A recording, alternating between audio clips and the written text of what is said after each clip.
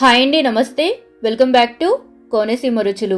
ఈరోజు వీడియోలో అటుకులు బెల్లం కాంబినేషన్లో మంచి లడ్డు రెసిపీని మీతో షేర్ చేసుకోబోతున్నానండి. ఈ అటుకుల లడ్డు చాలా టేస్టీగా ఉంటుంది. మేకింగ్ ప్రాసెస్ కూడా చాలా ఈజీ. ఈ అటుకుల లడ్డూని రోజుకొకటి తినడం వలన చాలా హెల్త్ బెనిఫిట్స్ ఉంటాయండి. మరి ఇంకా లేట్ చేయకుండా ఈజీ అండ్ టేస్టీగా ఈ అటుకుల లడ్డూలను ఎలా తయారు చేసుకోవచ్చో క్విక్గా చూసేద్దాం పదండి.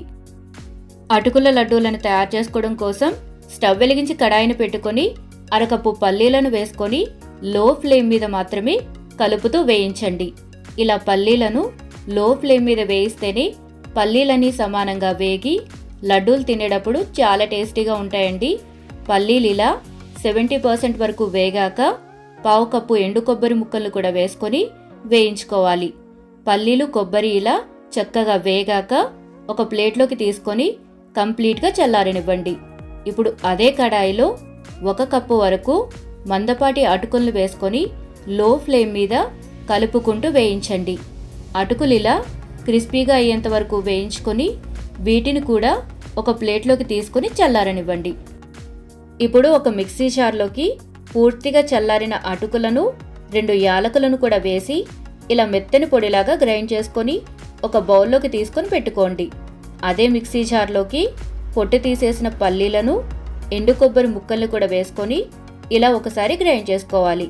అందులోని 1/4 కప్పు వరకు తురిమిన బెల్లాన్ని కూడా వేసుకొని ఇలా మెత్తగా గ్రైండ్ చేసుకొని పెట్టుకోండి. ఇప్పుడు కడాయిలో 2 లేదా 3 టేబుల్ స్పూన్ల నెయ్యిని వేసుకొని హీట్ చేసుకోండి. అందులోని తరిగిన బాదాం, 2 టేబుల్ స్పూన్ల జీడిపప్పును కూడా వేసి లో టు మీడియం ఫ్లేమ్ మీద వేయించుకోవాలి. ఇవి కాస్త వేగాక 2 టేబుల్ స్పూన్ల ఎండు ద్రాక్షను కూడా వేసి వేయించి తీసి పక్కనుంచుకోండి. అటుకుల పొడిలో మనం గ్రైండ్ చేసి ఉంచుకున్న పల్లీలు, ఎండు కొబ్బరి, బెల్లం పొడిని వేసుకోండి. అందులోనే వేయించి పెట్టుకున్న డ్రై ఫ్రూట్స్ని నెయ్యితో సహా వేసుకొని చేతితో ఒకసారి బాగా కలుపుకోవాలి. ఇప్పుడు కొద్దిగా పిండిని తీసుకొని ఇలా లడ్డూలాగా చుట్టుకోండి. ఈ అటుకుల లడ్డూలు చాలా హెల్దీ అండి. పిల్లల నుండి పెద్దవాళ్ళ వరకు అందరూ తినొచ్చు. మీరు కూడా ఈ హెల్దీ లడ్డూని ఒకసారి తప్పకుండా ట్రై చేసి మీ విలువైన ఫీడ్బ్యాక్ని నాతో షేర్ చేసుకోండి.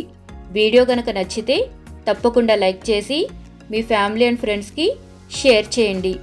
ఇలాంటి మరిన్ని హెల్దీ అండ్ టేస్టీ రెసిపీస్ కోసం మన కోనసీమ రుచుల్ని సబ్స్క్రైబ్ చేసుకోండి.